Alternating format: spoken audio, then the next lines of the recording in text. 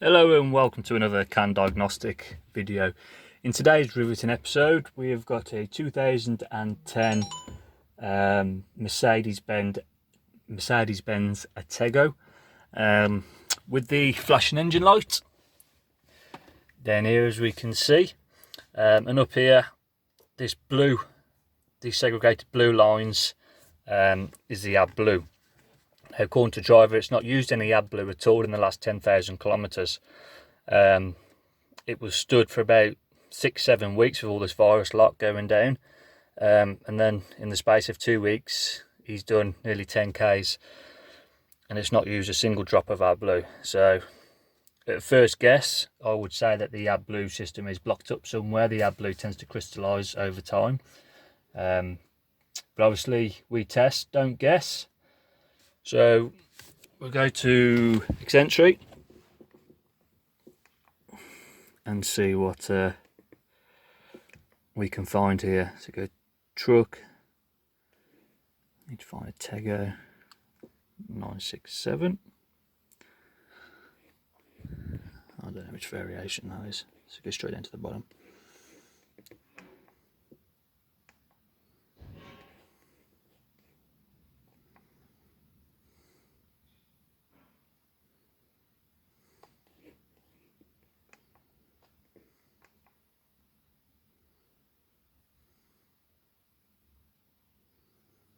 Alright, I'll bring it back in once this is all set up. Okay, and we're in. So I'm going to go, I've gone straight to direct control of the module. So go straight down to current fault codes. Yeah, I've read all of that a million times. Okay, so the diffuser in the Adblue metering unit is clogged. Okay, the diffuser in the Adblue metering unit. Right, so bleeding out the diffuser. Is it the injector? What else could it be? Right, do some research exactly what this before we dive into it. Right, so the diffuser in the Adblue metering unit is clogged. So the metering unit is this whole thing here. Obviously there are different things plumbed into it, like it says here: your pressure sensor, temperature sensors, compressed air sensor, injector nozzle. The injector nozzle and the metering line, they're the two things we're gonna concentrate on, just to make sure they're not blocked. What we'll do is we'll probably pull them out, see if we can blow down them. No, basic stuff really. It's the basic stuff that tends to fix a lot of these Adblue faults. So we'll give that a pressurise, see if we can blow through it. If not, we'll go a bit deeper, check the resistance of the solenoids, etc. We will purge the Adblue, so we'll push all the Adblue out with the computer and see if we get any pattern. If we do, we'll see how much Adblue is being delivered, and then blah blah blah. You know the story of Adblue. So I'll bring you along for the journey. Right, so we've got the cab jacked up, as you can see. This is the diffuser.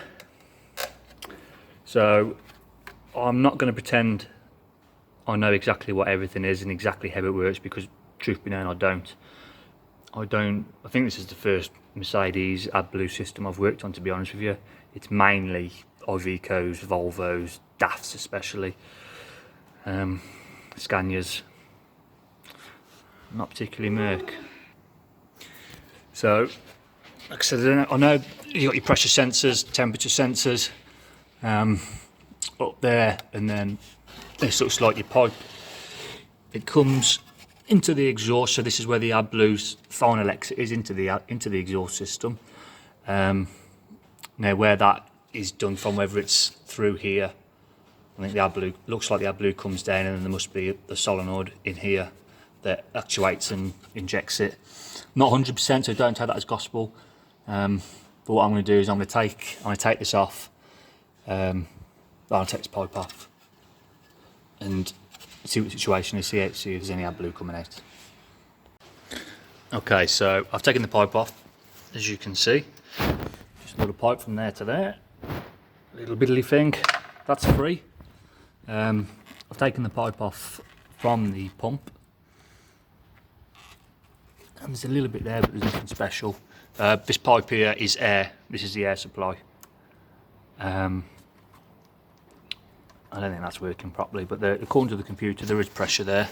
There's 10 bar, which is about what I'd expect.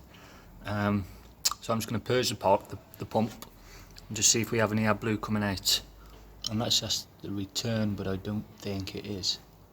Can't see any other pipes going to it. If there's anything at the back. So let's start the pump delivery circuit.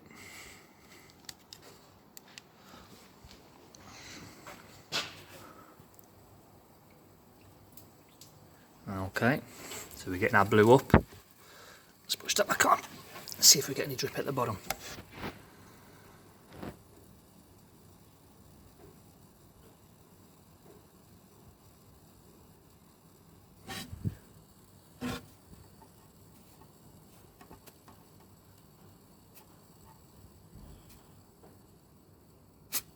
Right, there is pressure there. Get an hammer and just give that a bit of a tap as it's working. What we've got happening now. So it can't be that blocked, can it? Put the pipe back on and just see what sort of pressure.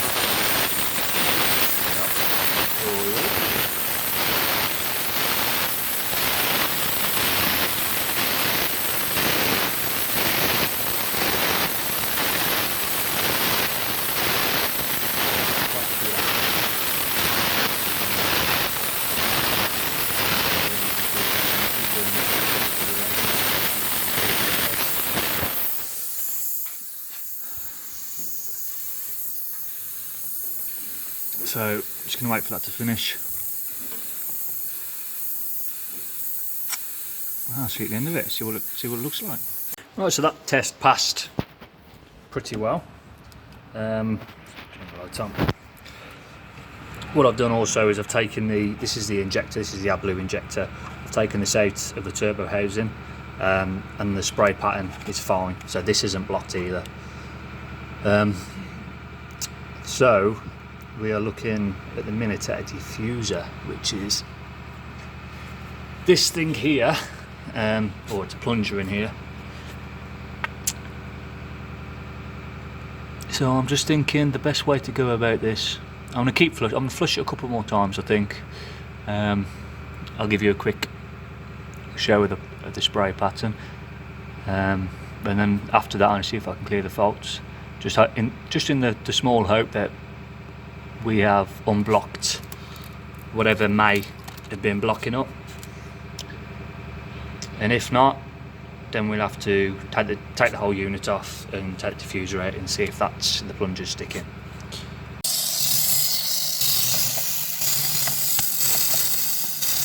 So we've got good pressure there, we've got a good quantity of Adblue coming. Once it's finished, I will measure the amount of Adblue there. It needs to be about 250 millilitres. If it's too much, then there's possibility a problem with the metering side of this. If it's too little, again the same, or it may indicate that there's a blockage, but obviously you can see the pressure that's coming out of there, there's no blockage anymore. So if there was one in the first place, we don't really know at this precise moment. So we wait till the end of this flush. This will be the fourth flush. After that, we'll try and clear the fault code. If it's no good, then we'll take this off like I said before. See you in a few minutes.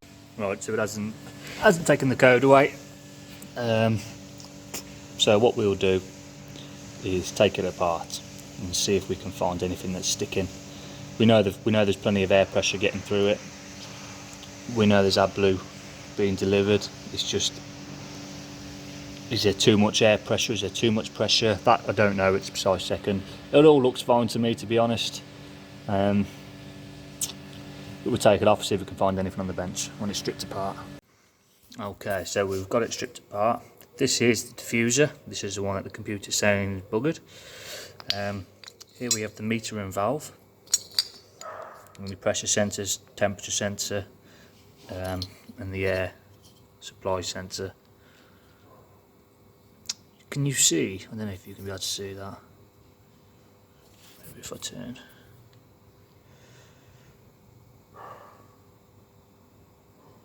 Can you see that crystal just above that O-ring?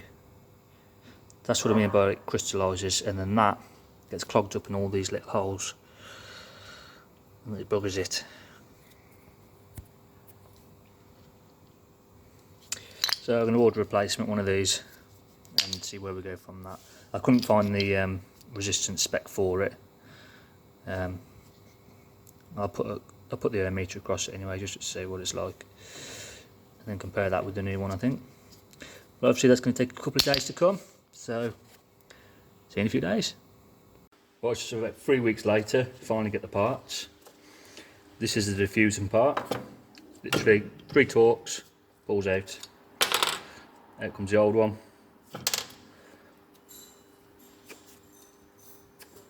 And give all this a blowout, make sure this is clear. And we put the new one in. A couple of new gas, they're called. A couple of little filters to go in here as well, and a new pipe. So we'll get on the wagon and see where we go. Okay, so I've cleaned it all out. I took all these sensors out. I've blown them all out. I've washed the pump through with boiling water, because boiling water disperses the crystals and breaks them up. Can you see it's solid as a rock in there? Got a new pipe to go on as well, so we're going to stick it on now and see what the faults say. And that's that, it's finished. Put the pump back on, or the dosing module, whatever they call it on this. And that's it, started it up and the light's gone straight off, no messing about. Also I'll plug into it, I'll go through it, just do all my final checks on it. But as far as the video is concerned, no more engine light, no more warnings in the LCD telling me it's in reduced duction mode or whatever it was showing. So yeah, until next time, ta-da.